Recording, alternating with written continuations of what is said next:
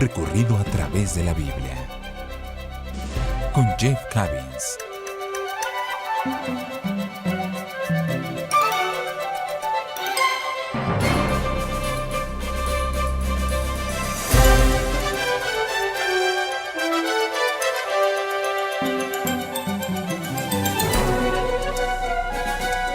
Una introducción a la línea de tiempo de la Biblia.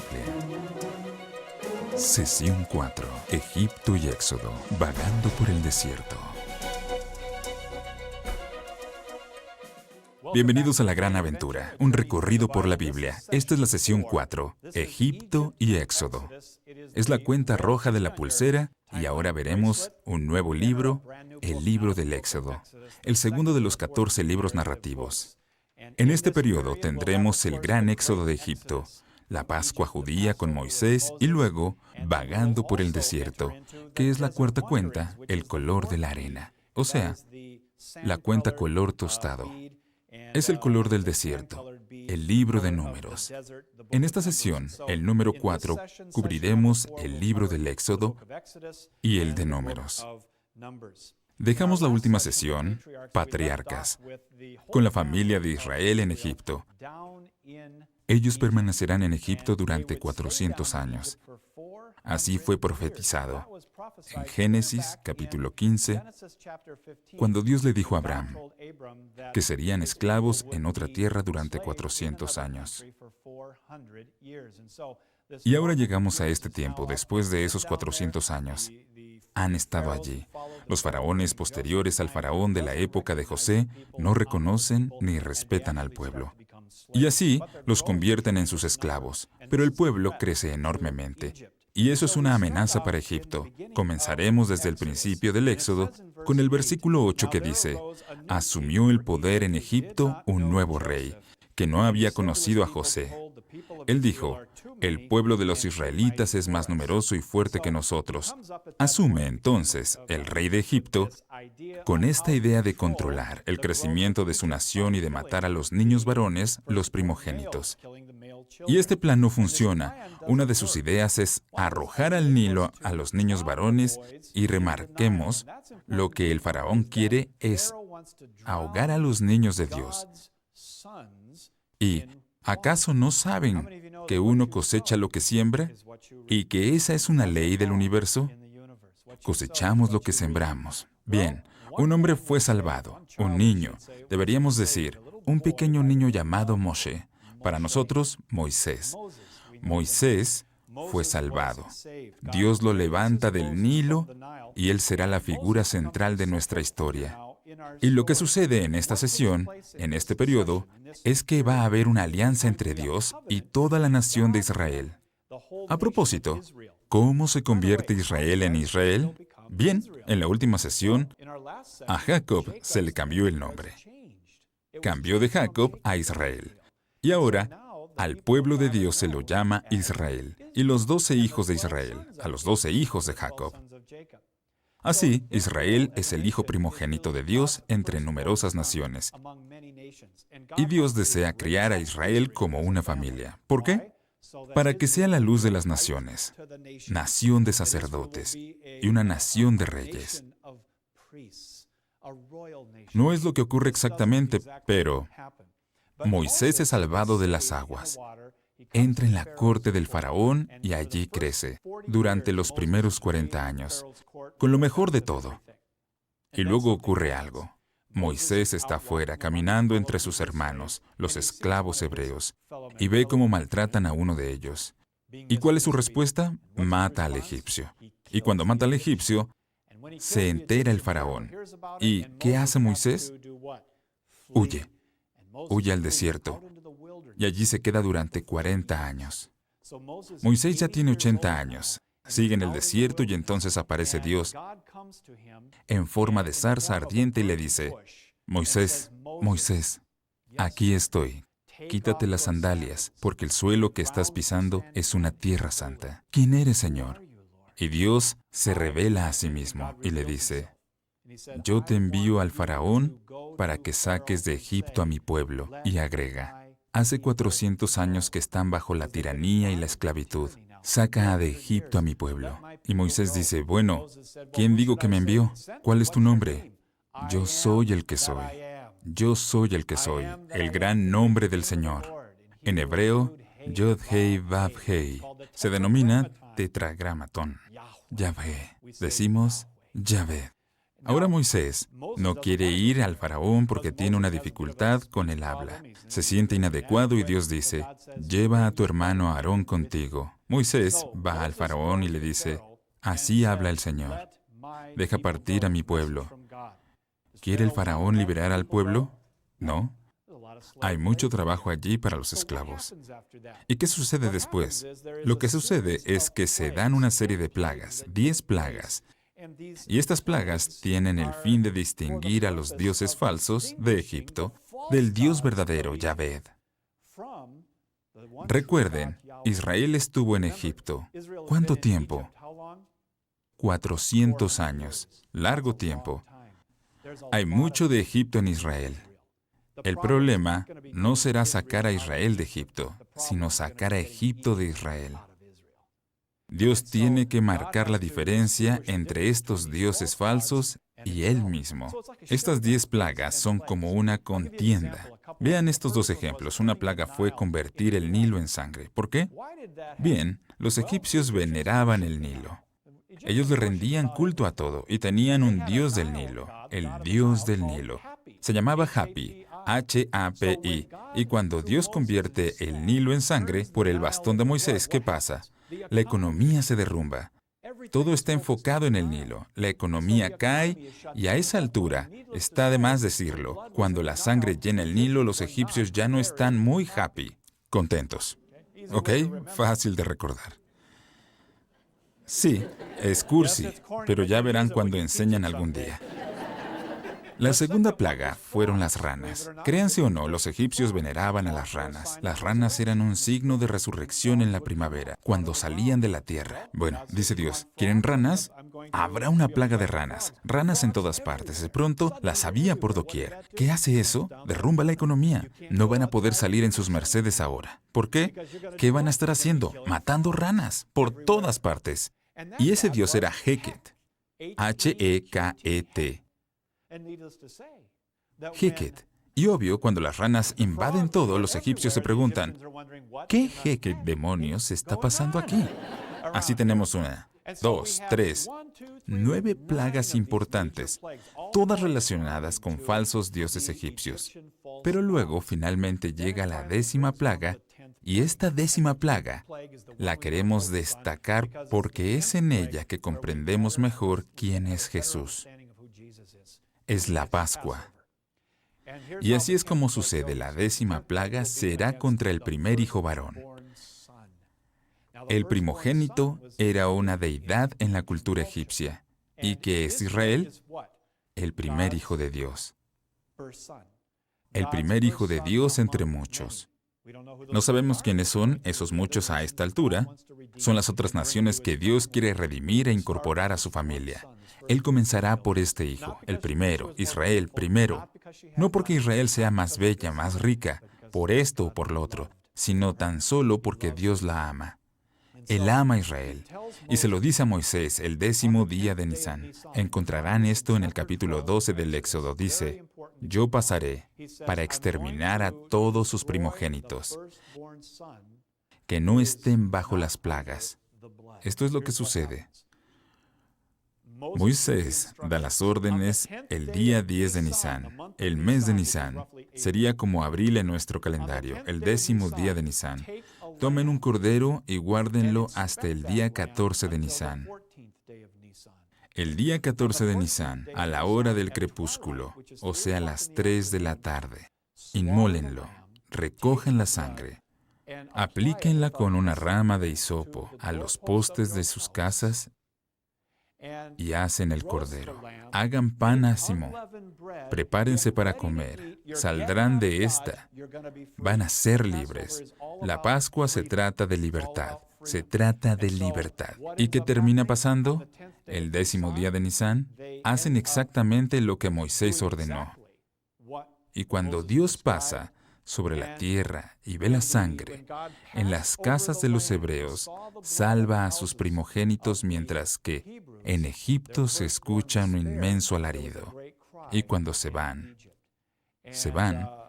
panásimo, cordero e incluso oro y plata que les dan los egipcios, y así parten. Ustedes pensarán, dadas las 3 promesas a Abraham, de tierra, dinastía real y bendición universal, pensarán que lo primero que hacen es ir directo a Canaán, ¿verdad? Pasaron 400 años. Tierra prometida, ¿recuerdan? Abraham habló de la tierra prometida, pero no lo hacen.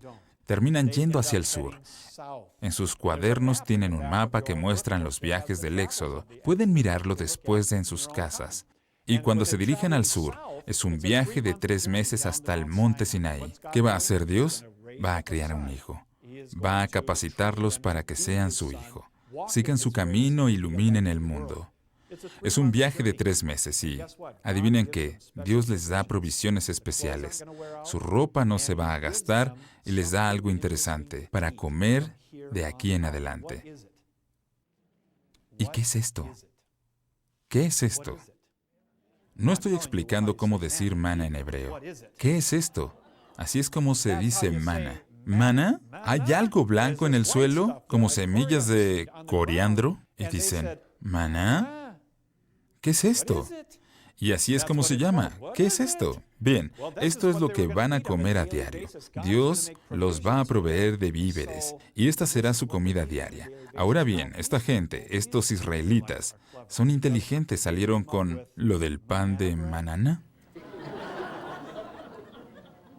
Lo hicieron. Filete de maná.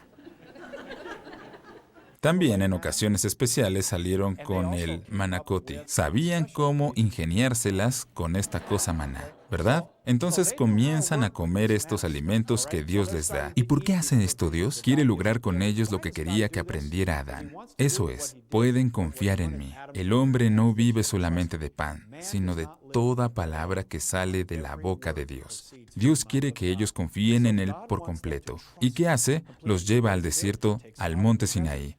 Estando ahí en el monte Sinaí, en el libro del Éxodo suceden varias cosas. En el capítulo 24, Dios celebra una alianza con la nación de Israel, pues crecieron de una pareja santa a una familia santa, con Noé a una tribu santa, con Abraham ahora a una nación santa. Una nación está formada por tribus. Las tribus se componen de familias, con una pareja.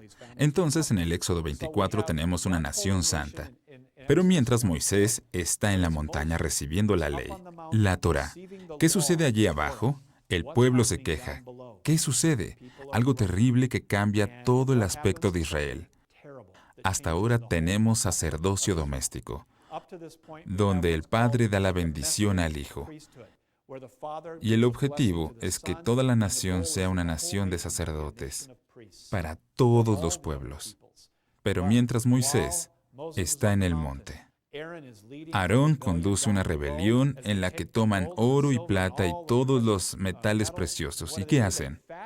Un becerro de oro, lo cual en Egipto es un objeto de idolatría. Y Dios está tratando de liberar a Israel de la adicción a la idolatría. Bien, construyen este becerro de oro y dicen, este es el Dios que nos sacó de Egipto. Moisés baja de la montaña. Esto ocurre en Éxodo 32. Moisés ve lo que ocurre. ¿Y qué hace? Toma las tablas y las rompe como signo de alianza quebrantada. La alianza es quebrantada. Amigos, esto tiene consecuencias, porque cuando se hace una alianza y se rompe, el castigo es la muerte. Alguien tendrá que morir. ¿Será Israel o será Dios? ¿Quién cargará con las maldiciones de la alianza quebrantada? A esta altura, Moisés dice, los que quieran volver a Egipto, párense allí. Y los que quieran seguir con Dios, vengan conmigo. Y los de la tribu, de los levitas, atraviesan el campamento y matan a todos los rebeldes que dijeron que no iban a seguir. A esa altura, en Éxodo 32, Dios dice, a través de Moisés, dice a los levitas, reciban hoy la investidura sacerdotal. Esto es lo que sucede. Es importante comprenderlo. La nación es laicizada. La nación es laicizada menos los levitas. Y una tribu entonces se levanta y se convierten en sacerdotes, los levitas concretamente, de la línea de la familia de Aarón. Pasan a ser los sacerdotes. A esta altura, en el monte Sinaí, no solo tenemos a los sacerdotes que, por otra parte, aquí es donde entra el Levítico. Levítico. Entra el Levítico indica a los sacerdotes cómo servir al pueblo. Entonces, en este punto, los levitas se levantan. Y ahora veremos la construcción del tabernáculo. La construcción del tabernáculo tiene lugar en el monte Sinaí. También hay un gráfico en sus cuadernos de tareas que les muestra un diagrama del tabernáculo. También recibimos más leyes, toda clase de leyes a través de Moisés al pueblo. Y esas leyes pretenden que Israel sea un pueblo que refleje a su Padre Celestial en el modo de tratar a las personas y todo eso. Por eso tienen un año del jubileo. Por ejemplo, donde todo se devuelve y hay una liberación de los cautivos, de la esclavitud, las deudas, todo. No tenemos tiempo de ver toda la ley, pero esta se da en el monte Sinaí. El tabernáculo se entrega en el monte Sinaí. Se quedan allí durante un año y al finalizar ese año, ¿qué hacen? Levantan campamento y comienzan a andar hacia el norte. Ahora son una nación y han reparado con Dios la alianza quebrantada. Moisés recibe las nuevas tablas y ya tienen su tabernáculo. Oh, a propósito, en el tabernáculo notarán que hay una tienda en el tabernáculo y un lugar llamado el Santo de los Santos. ¿Alguna vez leyeron algo sobre el Santo de los Santos? Dentro del Santo de los Santos está el Arca de la Alianza. En Éxodo se describen muchos objetos relacionados con el tabernáculo, pero el Arca de la Alianza es el más importante. Allí descansa Dios, y es donde el sacerdote se encuentra con Dios en nombre del pueblo. Y dentro de esa arca hay tres cosas. Está el tazón de maná, están las tablas, la ley, y tenemos la vara de Aarón, que significa la autoridad sacerdotal. Tres cosas. Arca de la Alianza. ¿Por qué no el Nuevo Testamento? ¿María es la nueva Arca de la Alianza? Porque en su interior ella tuvo el pan viviente. En su interior ella tuvo al Rey de los Reyes y al Señor de los Señores. La vara de Aarón. Y Él es la palabra, hecha carne, la ley. Es por eso que la llamamos Nueva Arca de la Alianza. Bien, pasando un año, levantan campamento y ¿qué hacen? Se encaminan hacia el norte, a la tierra prometida. Comienzan a andar y ahí es donde ingresamos en el periodo vagando por el desierto. El tostado y el libro de Números. Luego de dejar el Sinaí, se encaminan hacia el norte. Ya en el libro de Números, concretamente capítulo 13, ¿qué les ordena Dios hacer? Enviar espías a la tierra. Ellos envían un espía de cada tribu para determinar qué. ¿Podemos tomar esta tierra? Bien, eso les debe hacer recordar algo. ¿Cuál es la pregunta a lo largo de la historia? ¿Confían en Dios? Ellos ahora van a ingresar a la tierra y espiar. ¿Qué creen que ven ellos allí? Gigantes. Luego suben hasta el lugar y vuelven con un informe. ¿Y qué dice el informe? 10 tribus dicen que no hay forma de tomar esa tierra. No la hay. No hay forma de tomar esa tierra. Hay gigantes. Es decir, si hay frutos grandes y deliciosos, uvas de este tamaño, maravilloso, maravilloso, maravilloso, pero no podremos tomarla. ¿Qué vemos aquí? La repetida negación a confiar en Dios. Confiar en Dios. Él los sacó del Mar Rojo, ¿verdad?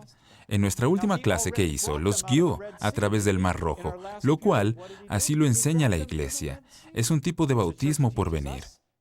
Él dividió las aguas del Mar Rojo y pasaron. Les dio manacoti. No se gastó su ropa. ¿A qué se refieren con que no pueden confiar? Y hoy les digo a ustedes, a todos los que miran y escuchan, Dios nos dio su palabra. Nos dio los sacramentos. Nos dio la Eucaristía, nos dio los santos, su Santa Madre, un Papa. ¿A qué se refieren con que no pueden confiar? Podemos confiar en Él, con nuestras vidas y siempre. Y entonces vuelven con un informe. 10 tribus dicen que no hay forma. 2 tribus, Josué y Caleb, dicen que no pueden hacerlo. Podemos tomar la tierra. 10 tribus son más que 2 y como resultado, ¿qué dice Dios? En el libro de Números dice, está bien, ya que no confían, habrá consecuencias. ¿Y cuál es la consecuencia de no confiar en Dios? El exilio, la separación. No entran en la tierra prometida. No se llevan lo mejor de Dios, y si quieren lo mejor de Él, deben confiar en Él con todo su corazón. Les dice que por cada día que estén espiando la tierra, vagarán 1 año en el desierto. ¿Cuántos días creen que estuvieron allí? 40. 40 en la Biblia. Es un número de prueba. Moisés estuvo en la montaña 40 días y 40 noches. Ellos estuvieron espiando 40 días y 40 noches. Jesús irá al desierto 40 días y 40 noches. Hay muchos 40 días y 40 noches. Y así ellos están en pie durante 40 días y 40 noches, no confían en Dios, entonces vagan. De eso se trata el libro de Números. El libro de Números habla de los 40 años en el desierto. ¿Y saben qué es lo interesante? La ciudad en la que acampan cuando envían a los espías, leerán sobre esto en Números, se llama Cades Barnea. ¿Saben lo que significa Cades? Deriva de la palabra hebrea, su raíz es Kodesh, significa santidad, el lugar de separación.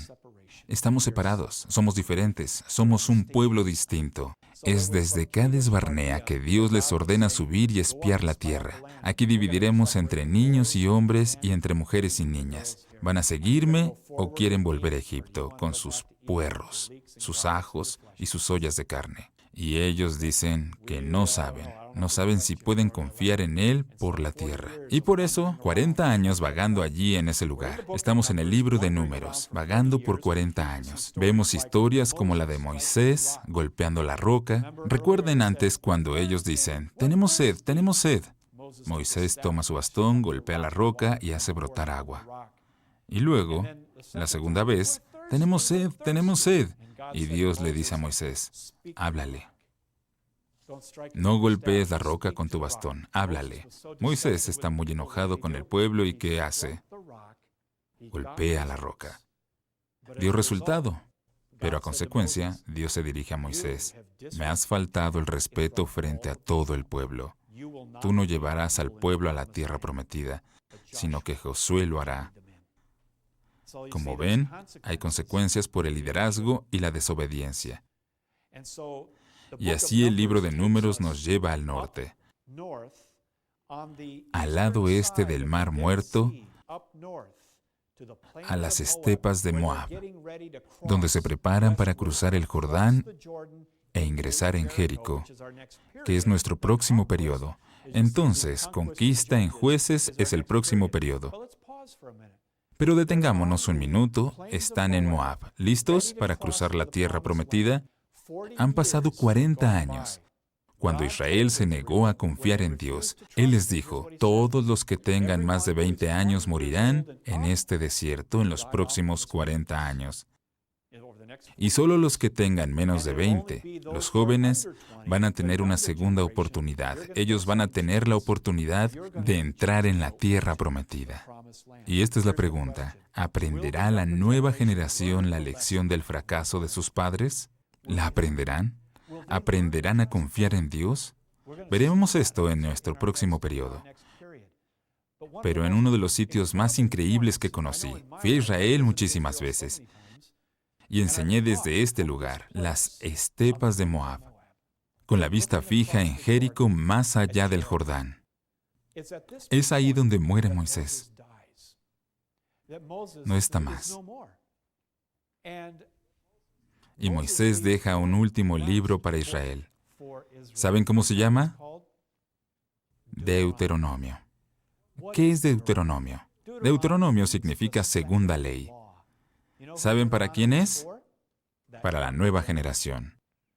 Esa nueva generación que incluso en las etapas de Moab fracasa, se involucra en el libro de Números, en la impureza sexual con Baal, el dios de Baal, el dios cananeo. Y Moisés dice algo muy importante. Piensen en el Deuteronomio, que es el libro suplementario para el libro de Números aquí. Piensen en Deuteronomio, como el último discurso de Moisés antes de que crucen. Sus últimas palabras y... ¿Saben qué dice ese libro? Una de las cosas más importantes. Les entrega lo que se conoce como Shema en hebreo. S-H-E-M-A. S-H-E-M-A. Se llama Shema. Capítulo 6. Dice, quiero que sepan que están listos para cruzar. Y repasa en el Deuteronomio toda la historia de Israel desde Egipto, cada paso del camino, confiando o no confiando en Dios. Y luego les dice, hay una sola forma de que puedan tomar esa tierra. Hay cananeos en ellas, colinas más allá del Jordán. Les voy a hablar de los cananeos. Los cananeos quieren a sus hijos y a sus hijas. Los cananeos veneran a Baal. Baal, déjenme que les cuente, Baal es un dios, hijo de dos dioses principales de Canaán, El y Astoret. El y Astoret se juntan y tienen un dios bebé llamado Baal. Baal tiene a su cargo, en la religión cananea, fecundidad, lluvia, agua, agricultura. Ellos lo veneran. Y Moisés dice, ¿quieren a sus hijos e hijas allí? Hay un solo modo de que puedan vivir y triunfar en una tierra como Canaán. ¿Cuál? ¿Recuerdan qué es Canaán? La autopista. La autopista que todos quieren. Es como la Internet de hoy. Quien domine Internet y triunfe con Internet cambiará nuestra cultura. Pero hay mucho peligro en Internet, ¿cierto? Hay mucho peligro. Pueden perder la vida en Internet y dice, si piensan ir a vivir allí, tienen que saber que sacrificarán a sus hijos. ¿Pueden imaginarse una cultura que sacrifique niños? No es una barbarie.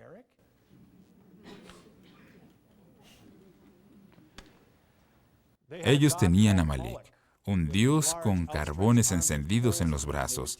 Ahí llevaban a sus hijos recién nacidos para dejarlos llorando en las brasas del sacrificio. Estas son las personas que van a buscar y contra las que van a luchar. Y Moisés dice, no permitan que se casen con sus hijas. Si quieren triunfar, deberán... Y aquí está la clave. Deuteronomio 6, enseñarle a sus hijos. Esa es la clave. La clave para vivir en otra cultura es que deben enseñarle a sus hijos. Y Moisés, en Deuteronomio 6, versículo 4, Shema Israel Adonai Eloheinu Adonai Echad, dice, escucha Israel, el Señor, nuestro Dios, es el único Señor. Y en el versículo 7, refiriéndose a sus palabras, Moisés dice, incúlcalas a tus hijos y háblales de ellas, cuando estés en tu casa y cuando vayas de viaje al acostarte y al levantarte. Átalas a tu mano como un signo, y que estén como una marca sobre tu frente. Escríbelas en las puertas de tu casa y en sus postes. Deben enseñar la palabra de Dios a sus hijos, ser fieles a Yahvé. La gran pregunta, ¿lo hacen? Si no lo hacen, ¿cuáles son las consecuencias? Trataremos eso la próxima sesión. Pero deseo terminar con esta pregunta. ¿Les están enseñando a sus hijos en la cultura de hoy? ¿O dejan que hagan su camino y traten de resolver solos? Deben enseñarle a sus hijos si es que quieren triunfar. Que Dios los bendiga.